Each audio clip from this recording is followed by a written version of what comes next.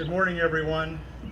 My name is David Newhart, and on behalf of American Veterans Heritage Center, I'd like to welcome you to the 13th Annual Patriot Freedom Festival.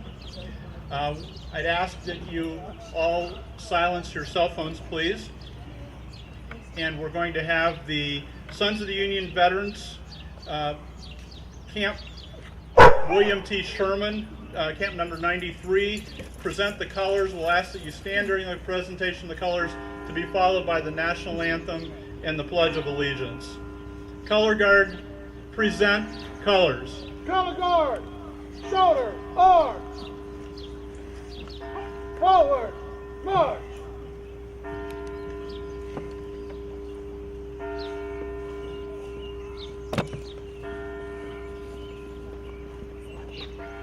Color Guard, up. Color bearers, two colors post.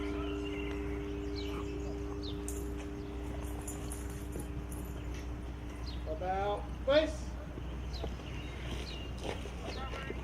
Present march. Oh, say, can you see by the dawn's early light what so proudly we hailed at the twilight's last gleaming, whose broad stripes and bright stars through the perilous fight o'er the ramparts we watched were so gallantly streaming, and the rockets' red glare, the bombs bursting in air, gave proof through the night that our flag was still there. Oh, say, does that star-spangled banner yet wave o'er the land of the free and the home of the brave? Color Guard, order, arms. Already begun. About face. Post colors.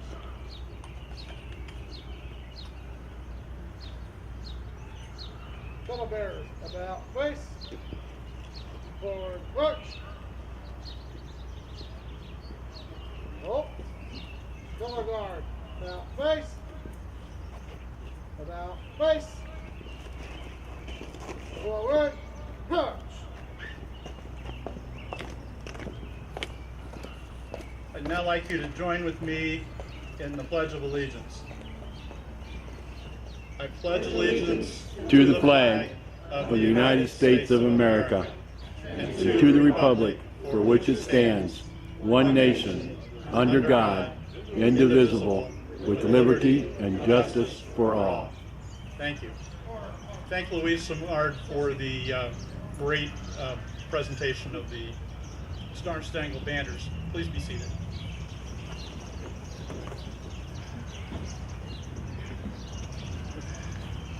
The purpose of our event today is twofold.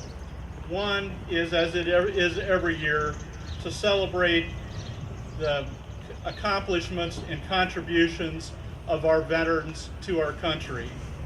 The second is a special occasion this year to celebrate the 150th anniversary of this great institution, the Dayton VA Medical Center, which was established after the Civil War to provide health care and has been providing health care to our veterans for 150 years. This festival is presented by American Veterans Heritage Center, a nonprofit organization founded really in response to the closing due to safety concerns of the 1868 Protestant chapel on the campus.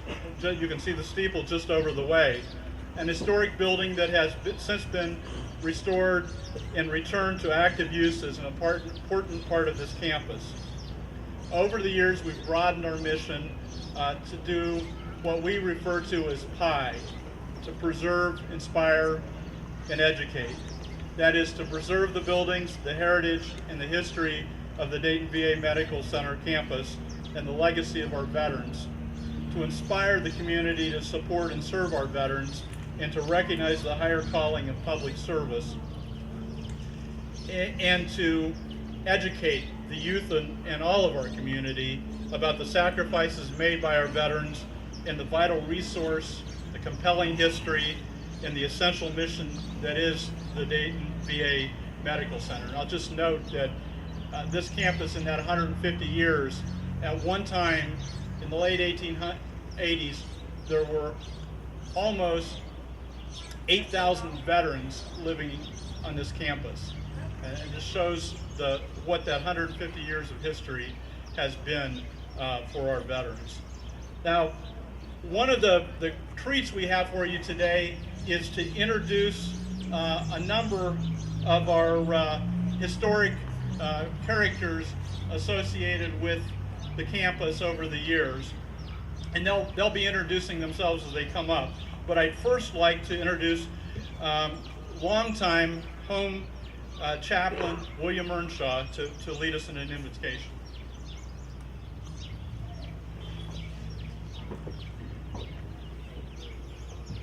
Good morning, everybody. As he says, I'm Chaplain Earnshaw, first chaplain of Dayton VA Center.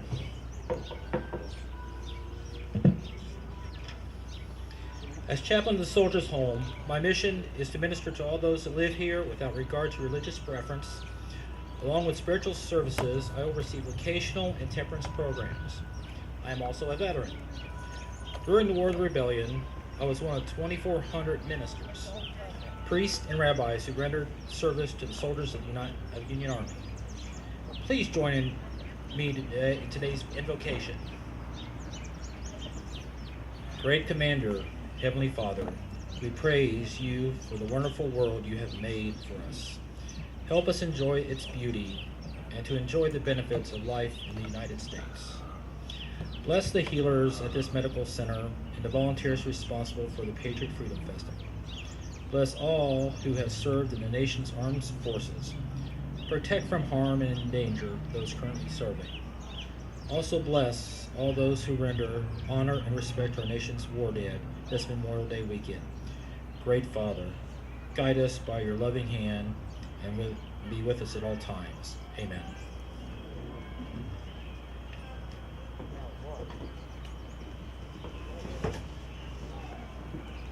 I'd also like to note the members of the Sons of the Union veterans that are in the audience today who are portraying the old soldiers of the Soldiers' Home.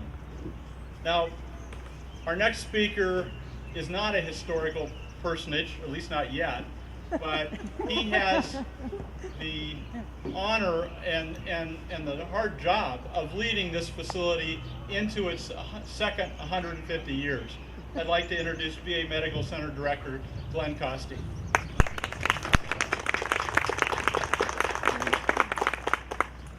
So I want to welcome you to our healing environment here at the Dayton VA Medical Center. It is truly my honor to be leading this organization, especially at this time. I love studying history, and when I had the chance to come and lead this organization, I had no idea about the timing of the 150-year celebration, and I'm glad that I was able to be here as part of that. I want to thank the American Veterans Heritage Center, the nonprofit on our campus that really is the steward of our organization. We focus a lot on healthcare and the treating of our veterans, and they are very complementary to our mission because they remind us of where we come and where we're going to be going in the future. American Veterans Heritage Center is very much like the group of citizens from Dayton that came together to make sure that when Abraham Lincoln was making his historic decisions about creating a system of care for veterans, that Dayton was the site, one of the sites that was selected. There was a lawyer in town, Mr. Gunkel, who was very instrumental in rallying the citizens of Dayton and eventually served on an advisory board that the president established to study the problem of what to do for veterans. When you hear the events that transpired during President Lincoln's term, you can't help but conclude that the hand of God was involved in the decision making of our president. On March 3rd, 1865, President Lincoln signed the law that established the system of care for veterans. This was after he had commissioned a group to study the concerns that he had, because he saw the devastation that the war was having on veterans and on their families. At the time, there was no system of care of any type really in the United States. If you had money, you would pay for services for a doctor. If you didn't have money, you might rely on your family to take care of you. If you didn't have family, you would rely on the charity of others, and that fell to our churches and other organizations of charity to help with care. So there was this dramatic need for health care, but there was really no system of care in the country at that time. President Lincoln sent the commission over to Europe because he wanted to see how the Europeans were treating their veterans, and he was appalled at what he learned about that trip. They literally were warehousing these men in buildings. There was no rehabilitation, there was no sense of treatment, and they were just warehouses almost being stored like cordwood. So President Lincoln, when they came back and he received that report, knew there had to be a better way to take care of our veterans, and worked with Congress to come up with a law that he signed on March 3rd. The very next day was the 4th of March. That was the day of his inaugural, his second inaugural address. And in those words of his speech is where he set the mission for the VA to care for our soldiers and their families. And that is our mission today. And as you know, several weeks later, he was assassinated. So again, these events are just amazing to me, that the timing of these events occurred and how important they were. President Lincoln, a very forward-thinking president, also did another order, and that was when he designated this site as federal property, he designated it as racially integrated. So you can imagine the issues going on with race at that time, right around the Civil War, and he made sure that no matter what your race was, you could eat together, sleep together, get your health care together, and we see evidence of that in the photography from the day and just the assembly of soldiers. You could see that folks of all races were welcome here. The men that established this facility were men of action. Very quickly upon signing of the law, they assembled over 400 acres of land. They had to buy farms. They had to go through those kinds of transactions. And in 90 days, they had assembled the property that was going to become the future medical center. In 1865 is when veterans first came onto the campus and began receiving treatment. So you can see that the construction that occurred was very quick. And just the group that was here in Dayton was very, very special. 17 years after the site of care in Milwaukee, Wisconsin was established, there are letters that the director of that hospital wrote complaining about the facility was never quite right, heating was never quite right, and that just shows the challenges that were there at the time that the men in Dayton that developed this property overcame very, very quickly. As David mentioned, at one point there were over 7,000 veterans being served on this campus, and the vision for this campus was it was going to be a home. Initially, there's a story about the original name of this facility was called an asylum, and that was a term used for any group of buildings of the day. When the first leader came into town to take ownership and to lead this organization, arrived at the train station here in Dayton, he asked to be directed to where the asylum was. Well, what he didn't realize was there were actually two asylums at that time. There was the medical center here, but there also was a mental institution in town. So he showed up at the front gate of the mental institution saying, "I'm your leader, I'm here to lead the organization," and of course, they thought he was one of the patients there. So he was able to talk his way out of that. Eventually, he got directed here, and his first order of business, as you might imagine, was to change the name of this place, and that's where the name came from as being the home. And you see that mission returning today with some of our veterans that are here in our audience that actually live here for the rest of their lives, and we're just very honored to be able to provide that environment for them. Several buildings on our campus are significant. Dave mentioned already the Protestant Chapel. This was a labor of love by AVHC and the VA. AVHC was able to get a grant of around $300,000 that allowed us to repair the chapel. And then later, the VA was able to offer about $1.5 million to fully restore the chapel. This was the first church built with federal dollars. It was the first church in Dayton for a while, so we allow the citizens of Dayton actually worshiped in our chapel, and we have returned that mission today to allow folks that want to rent out the chapel or lease it from us at a very nominal cost. We allow folks to have weddings there, baptisms, funerals, and allow it to be used by folks who wish to worship in our community. Again, at the time of the chapel, it was the Protestant chapel, so the Protestants were allowed to worship on the first floor, and in the basement was the Catholic chapel. Later, in 1898, the Chapel of the Good Shepherd was built, and the Catholics were able to worship in their own chapel. And that chapel is currently in a state of repair.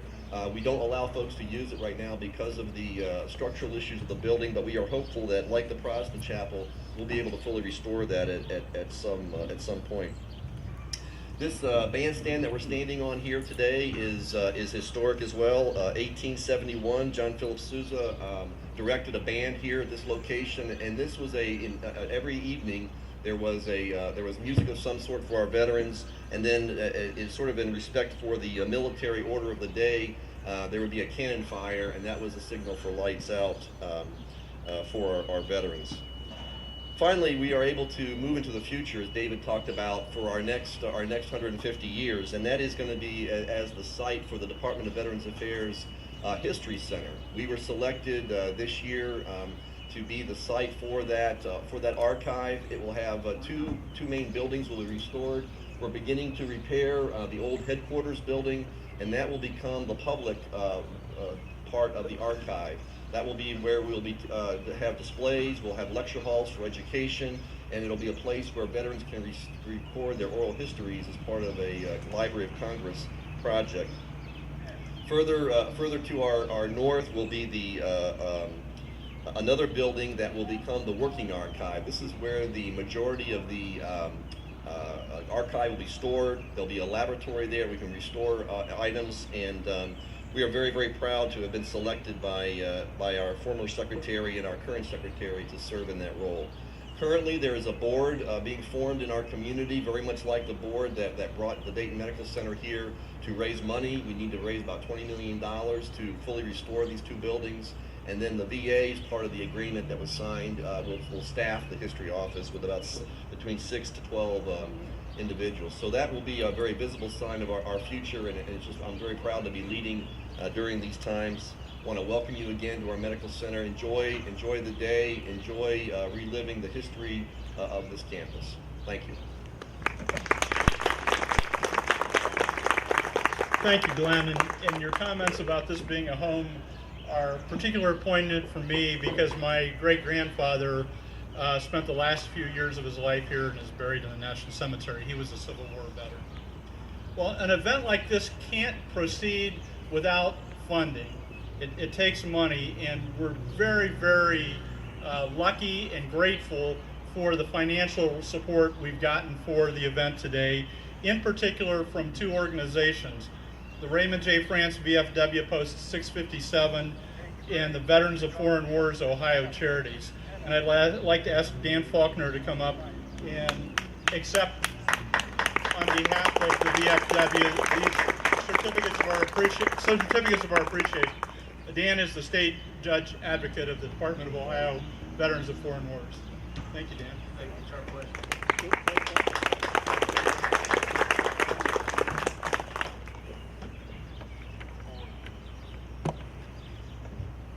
Mr. President, Mrs. Lincoln, General Franklin, Mr. Costi, especially our American veterans. If you're a veteran of the Armed Forces of the United States, raise your hand.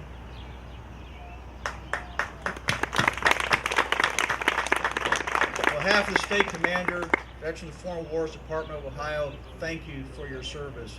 You're what we're here for. You know, the VFW has one of our 9 tenets is to preserve and maintain our history and our freedom. Patriot Freedom Festival is one of those activities that does that, and it's an honor and privilege for us to be a partner of that activity. I'd like to parrot just for a minute Mr. Costi's historic rendition of this site out here. Veterans' privileges, veterans' rights do not come without a fight. In 1899, 13 men met in a barbershop in Columbus, Ohio, as veterans of the Cuban campaign of the Spanish-American War. They met there because they had no medical, they had no employment, but they had each other. And they created the longest-serving veterans organization today, the Veterans of Foreign Wars of the United States. We forget the struggle of taking soldiers' homes, veterans' homes, into a cabinet level position in our government today. But that struggle continues. Never take your eye off the ball. It is not a privilege to be here as a veteran. It is your right. You earned it by wearing the uniform. You earned it by putting your life in line for the defense of your country. And Veterans of Foreign Wars, all organizations will make sure we work with VA leadership and you to continue your right to medical care. And for you who are here today, who put this ceremony on, I want to tell you it takes hands, it takes a heart, and it takes a lot of commitment. So all you volunteers who are AVHC who helped put this on, from the 1 million combat veterans, the Veterans of Foreign Wars of the United States, thank you. Thank you.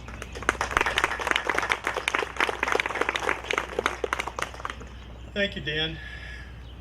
Well, my honor now is to introduce a couple that really requires no introduction to this crowd.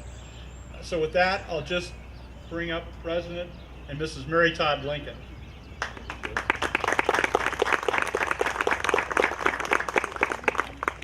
I do have a few appropriate words. 150 years ago, I had the opportunity and privilege to honor and pay tribute to the military men who were fighting and dying during the Civil War to preserve our Union. Over 600,000 Americans died in that war. From the Revolution to the present day, nearly over 2 million men and women have given their lives to preserve our Constitution, our Declaration, our freedom, and our very lives. Today, I once again have the honor and privilege, along with all Americans across this great land, to pause, reflect, and pay respect to all the men and women who have risked and given their lives, and those who continue to risk their lives to preserve our Founding Fathers' greatest legacy, the United States of America. It is altogether fitting and proper that we should do this. Now, I must turn to my wife, Mary. Mary, a few years ago, we were in Dayton, Ohio. Remember that? Yes, dear. Downtown Dayton. Would Yes. you like to tell us a few things about Dayton at that time? Yes, thank you, Mr. Lincoln. When we arrived in Dayton, we had a very warm welcome. We were escorted over to Mr. and Mrs. Valentine Winter's mansion. He was your prominent banker here, lovely place, and we were graciously welcomed there and asked to stay over. They had a beautiful walnut bed that would certainly make someone over 6 feet very comfortable. But alas, we had to be in Cincinnati that evening, so we could not stay. While my husband did give his speech at the old courthouse square, I was entertained at the Phillips hotel by the Phillips, and it was very nice and gracious. Yes, it was. Very nice day for us back in 1859. And today we are once again here on the outskirts of Dayton, not in Dayton. At that time, we did not know what was ahead of us. As today, the same way, we don't know what's ahead of us. We didn't know there'd be a civil war, didn't know that I'd be elected president, didn't know we'd have a civil war that cost the lives of over 600,000 men. We didn't know that we'd have an Emancipation Proclamation. We didn't know all those things that lie ahead of us. There was one man in the audience at that day by the name of Louis Gunkel. There was a Mr. Skink, Louis Gunkel, Mr. Gurley. Louis Gunkel, as Mr. Costi has mentioned earlier, had a definite role in creating this great facility here that we have here today. So during that war, the Sanitary Commission tried to take care of the men who were wounded on the battlefields. Outside of the battlefield, they would take them and try to take care for them the best way they could. But they realized that when this great war was over, that there would be many thousands of men coming back from the war, and they would have to be cared for. So the idea went from there to the Congress, and the Congress began to work on and create a plan for after the war. And Congress they created that plan in 1864, and then in 1865, on March the 3rd, they presented that to me as their plan to take care of the soldiers who would come back from the war. In that plan, they had three sites that would be available. There would be one in Wisconsin, one in Maine, and then the third one, there was some debate about it, and Mr. Gunkel stepped forward, and with his wisdom and strength of character, he said, after they had looked at a couple of other places, he said, I think Dayton, Ohio will be a good place for this third one. He said, we have a railroad, we have water supply, we have the land, we have the people who will be committed to that. We can get the money and we can build that facility in Dayton, Ohio, on the outskirts of Dayton, Ohio. We couldn't build it in the city, but it had to be on the outskirts, and here we are today, just a few miles from downtown Dayton, Ohio, where this great facility has been created. I had a privilege on March the 3rd to sign that bill, that law that Congress had passed, to put this into effect, to create those facilities, those hospitals, those asylums in the beginning, for the American soldiers who were coming back from the war. Now, the next day, I gave my inaugural address on March the 4th, and in the final paragraph, I said these words to the American people: with malice toward none, with charity for all, with firmness in the right, as God gives us to see the right, let us strive on to finish the work we are in, to bind up the nation's wounds, to care for who have borne the battle, and for his widow and orphan, to do all which may achieve and cherish a just and lasting peace among ourselves and with all nations. When we went to war, I thought someday this war's going to be over and those men are going to come home. If we ask them to sacrifice their lives to go out and protect our country, our Constitution, our lives, we must provide for them after they come back from the war. And that's what this bill did. Louis Gunkel and people worked very hard to get those 3 facilities on board, and 1867, after I was gone, I believe the facility here was not completed, but it was in use, and men were coming back from the war to be treated physically, mentally, and spiritually, and socially at this great facility. Today, it has grown to an enormous size, and I look at this today and I hardly can imagine. Back in 1859, I could not imagine anything like this happening. And it's an honor for us to be here today and to be a part of this ceremony, to honor the military and to honor all those people who put their work and efforts into getting this facility up and running. Throughout the years, we've had many, many people who have worked on this, volunteers of many kinds, doctors, nurses, workers, maintenance workers, and a lot of people have spent their time and effort to make this work, and it is working. And we're honored to be here today with you to celebrate that great facility and the military of the United States of America. Thank you very much.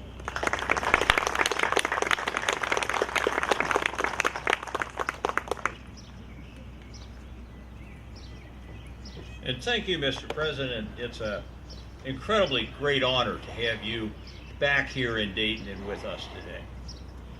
For those of you that don't know me from the war or elsewhere, I am Bill Franklin. I am Vice President of the Colt Firearms Company. During the late War of the Rebellion, I was a Major General of the United States Volunteers. In the audience with you are veterans, fellow veterans of that war. When I was a commander, along with other commanders, many of us worried greatly what might be the fate of the injured soldiers under our command. We were delighted when reports came to the field and to our attention that President Lincoln was advocating the establishment of facilities to care for our nation's disabled soldiers and pensions for all veterans, their widows, and their orphans when the war was won. Thank you, Mr. President. One of the greatest honors I have been accorded in life is selection to be on and president of the Board of Managers of this National Home for Disabled Volunteer Soldiers, Central Branch. The board consists of 14 members, including the President of the United States, the Chief Justice of the Supreme Court, and the Secretary of War. I am sure that the thousands of visitors, like many of you, that come here more than once. They realize what an absolutely wonderful place this is, especially when they visit the deer park, see the alligators and the monkeys, the conservatory, and the other wonders that make this place a place of peace and tranquility. The aging soldiers in blue uniforms here, who were once young boys, prosper as businessmen, farmers, trade apprentices, left their homes without hesitation to suppress the rebellion, to preserve the Union, and to liberate a people in bondage. Many of these brave and noble men returned from the war, broken in body, mind, or spirit, with no home or family to give them care and comfort. Many were from other countries, such as Ireland and the German states, and had no families in America to return to for support and medical care. God bless President Lincoln and the other national leaders who conceived the idea of building a series of national asylums for disabled veterans to provide our nation's former soldiers with hospitals to attend to their wounds, homes to provide them a dignified life, vocational facilities in which they could learn a trade so they can maintain themselves, and national cemeteries in which to be buried with honor. This National Soldiers Home Central Branch is a place of healing and peace. Before standing down, I feel it's important to call your attention to a very special combat veteran that is amongst us today. Sitting in front of you in the front row, in the midst of fellow veterans and our families, is Curly, the pet dog of this wonderful place of care and healing. Curly is a veteran. He is a disabled veteran. He served as a volunteer with the 11th Ohio Volunteer Infantry. When they were organized in Dayton as a young pup, he volunteered and joined Company A. Among his many acts of soldierly courage during the war, during the Battle of Chickamauga, Curly went forward with his unit and stayed in the center of the battlefield when our Union forces were pushed back. He stayed and guarded wounded veterans of Company A of the 11th. At any time that a rebel soldier dared to approach, Curly bared his teeth, growled, and none of the soldiers that were in his care were taken prisoner. Make a point of thanking Curly. On behalf of the Board of Managers, I have already encouraged the director, the governor of this institution, that if and when Curly reports to the heavenly muster, that he be buried with military honors in the Soldiers' Home Cemetery, because he has earned that right. Citizens, thank you for caring for our nation's saviors, many of which who are here today, and living in your communities as well as this place of peace. Please always show veterans the respect and honor that they deserve. I very much appreciate your being here. One of the other most important people, not me, I'm talking about Curly, one of the other most important people is our Major.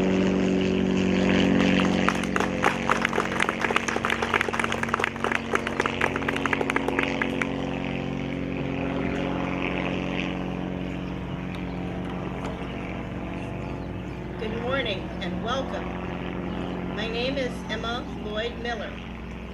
I served as the first matron of the Central Branch of the Soldiers' Home here in Dayton. And after 17 years in that position, I was promoted to superintendent of the General Depot, where the clothing is made for all of the national military homes across the country.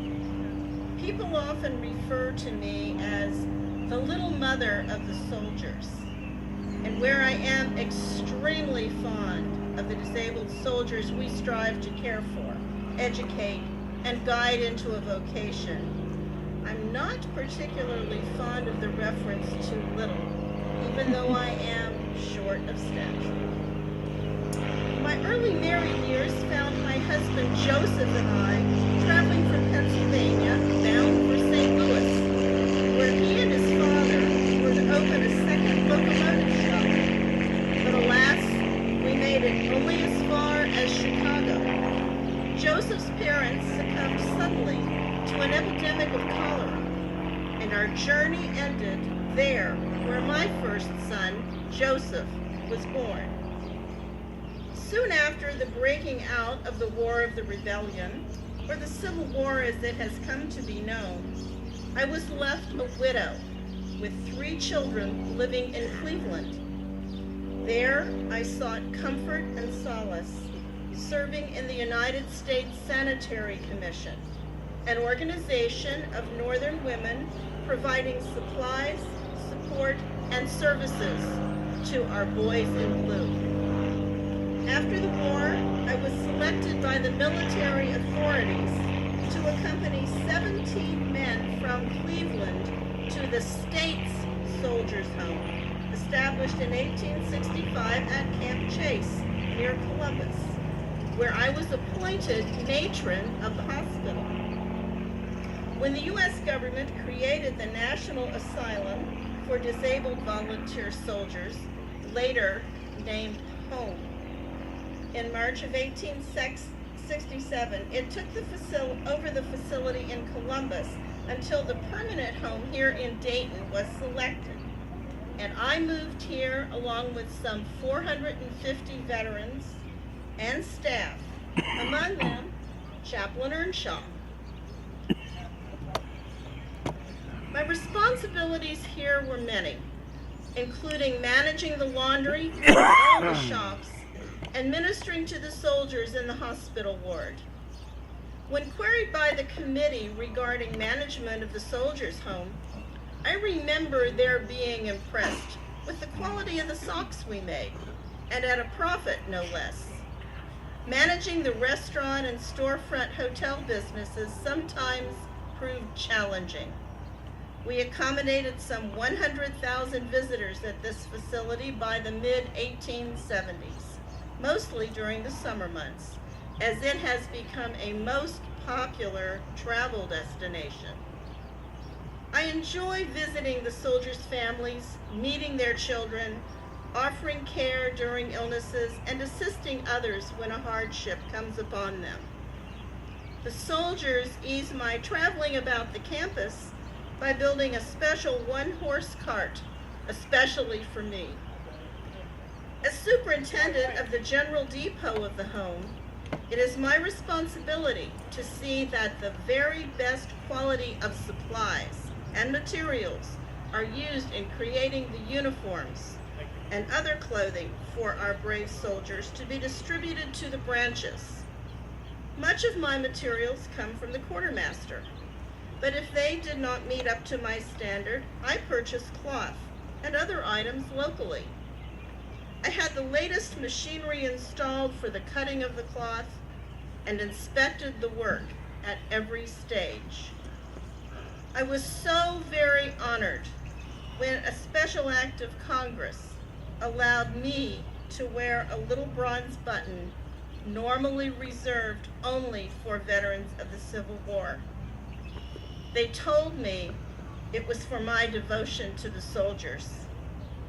It is my desire that these veterans who choose and are able learn to read and write, learn a trade, save money so that they can leave here if they desire and start a life on the outside.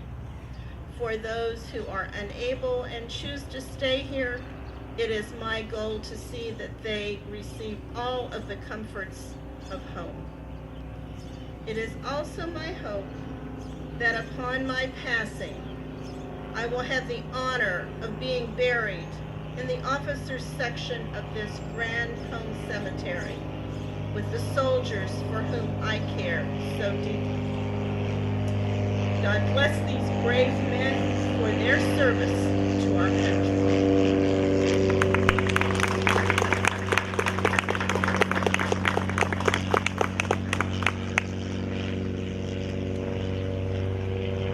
Good afternoon, everyone. I'd like to thank everyone here today for being here. I am Joshua Dunlap. In 1850, to help with the Underground Railroad, I walked to Wilmington, Ohio, and to Freedom. I later moved to live in Canada. In 1863, I returned to the United States and joined the 55th Massachusetts Volunteer Infantry Regiment. But soon the medical condition started making it hard for me to walk long distances every day. In 1864, I enlisted in the 5th Regiment of Massachusetts Cavalry and was promoted to sergeant. After the war, I came to live in Dayton, but the memories of the war are hard. Now I live here in the National Soldiers Home for Disabled Volunteers. This is a place of peace. My son, Carlos Dunlap, lives in Dayton. He's a boy. His words share messages. I want to share with you today a poem he wrote concerning all who died, preserved the Union during the Civil War. These words honor our modern soldiers, like Carlos Dunlap. In homes of green but cold as death, robbed of the blessed boon of grace. Resting in peace from fields and fray, our modern soldiers sleep and lay. Beneath the dew, the rain, the snow, they heed no more the bloody foe. Their sleep is calm to them alone. This gives to lie without a moan. The wind may blow, the hail may fall, but at the tomb, silent on. Man find no nobler place to pray than over martyrs' lifeless clay. Sleep on, ye soldiers, men of God, a nation's tears will do the sigh. 'Tis but a short, short time till ye shall through the shining portals flee. And when the memories lost shall be, we turn, O Father God, to thee. O find in heaven some nobler thing than martyrs of which men can sing. Thank you.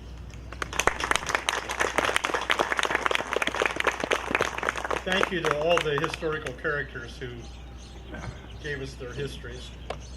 I'd now like to introduce Lindsay Gustafson, who will announce the winners of our annual school art contest with the Veterans theme. Thank you.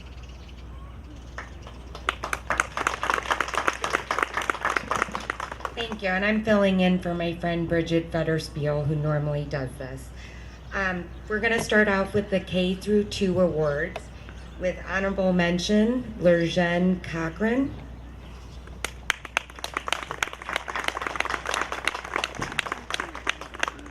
In 3rd place in K through 2, Ajane Willis. And I know this one's here. In 2nd place, Miss Jalen Fields.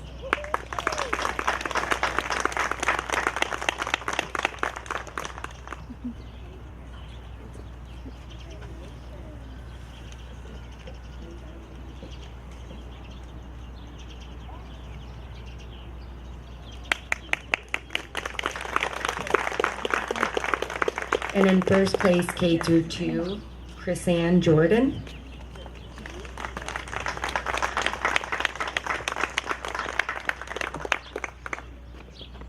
Is it Christian? Krishan.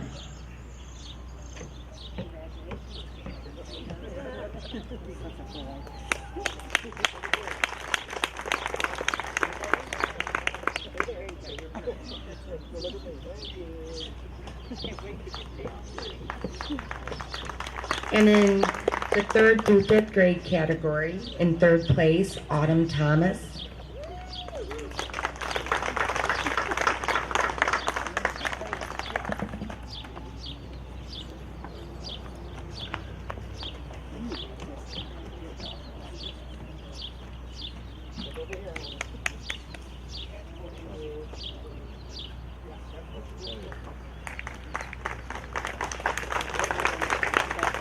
In second place, Raven Strozier.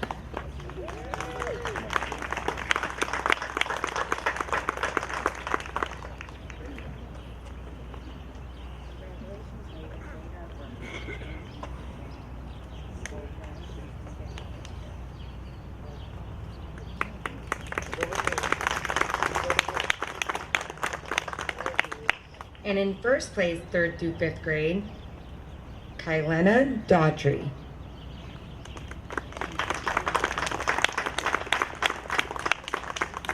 And the middle school division, Allie Basran, first place.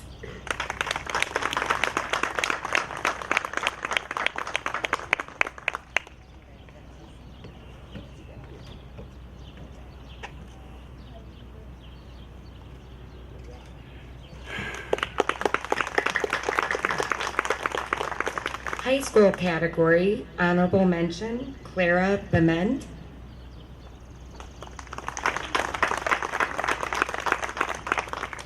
In 3rd place, Kendall Mitchell.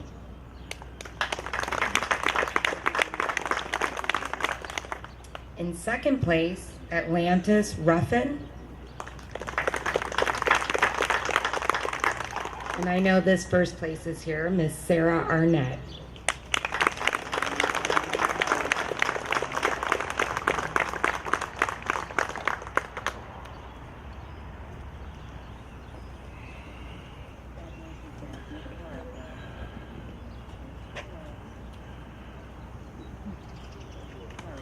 Thank you very much.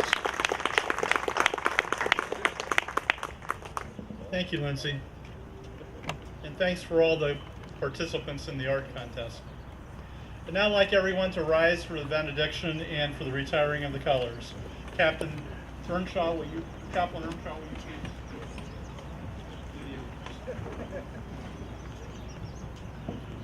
Okay, one minor thing before I say the benediction. I was honored to be one of the people to help design the cemetery here. Okay, please join me. Almighty God, Father of all mercies, we, your servants, give you our hearty thanks for the goodness and loving kindness you have enabled for us. We ask and hope for your continued support of the American Veterans Heritage Center and efforts of its volunteers, the Department of Veterans Affairs Medical Center, all serving in the armed forces of the United States, and all veterans of military service, and all people who work every day in law enforcement and other public services. Thank you. Amen. Amen. Color guard, will you retire the colors, please? Color guard, that's it. What? Forward, march.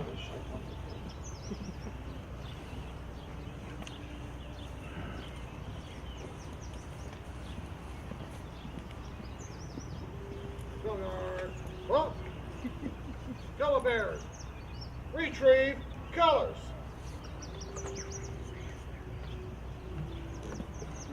Present arms. Order arms.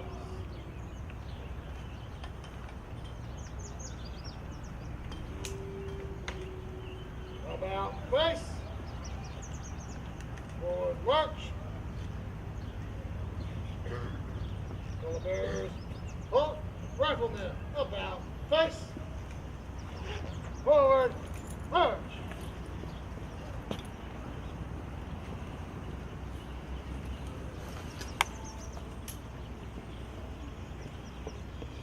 Color guard, halt, color guard, listen. That concludes our presentation. I want everybody to really enjoy this festival and remember, honor our veterans, and thank you for your attendance. We'd like to also ask the art contest winners to stay, if you will, for a minute or two so we can get a group photograph. Thank you.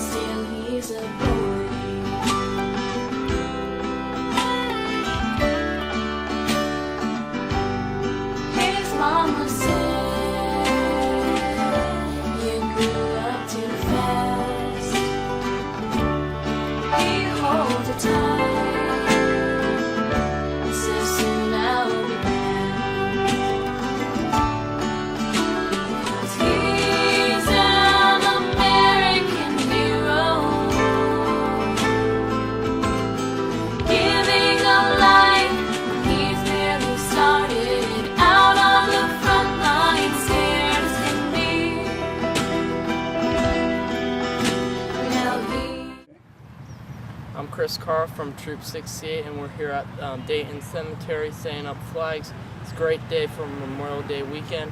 And all troops come out here to set up flags and honor those that lost their lives, and it's just a great event for all of us scouts. Good.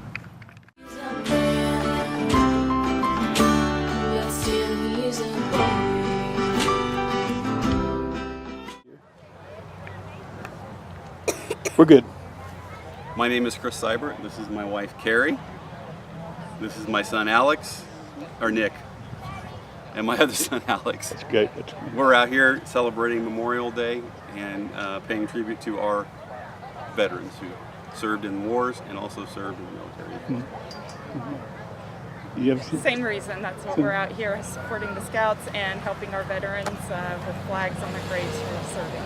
You guys are Boy Scouts? Yeah. Have you done this before? No. Oh, it's the first time. Good. All right. Thank you very much. Thank you.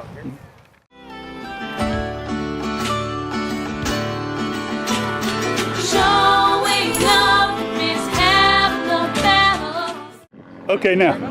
God bless America, land that I love. Stand beside her and guide her through the night with the light from above. From the mountains to the prairies to the oceans white with foam. God bless America, my home sweet home. God bless America, my home sweet home. Beautiful, guys. Beautiful. You got it. My name is Joe Keeble, and I'm here today on Memorial Day, or a couple of days before Memorial Day, to honor my granddad, Melvin W. Corbin, and my grandmother, Marion Corbin. I come out here every Memorial Day. I promised her I would. She passed away in 2013, and we used to do it together. And I've been doing this for about a decade. So I really miss them, and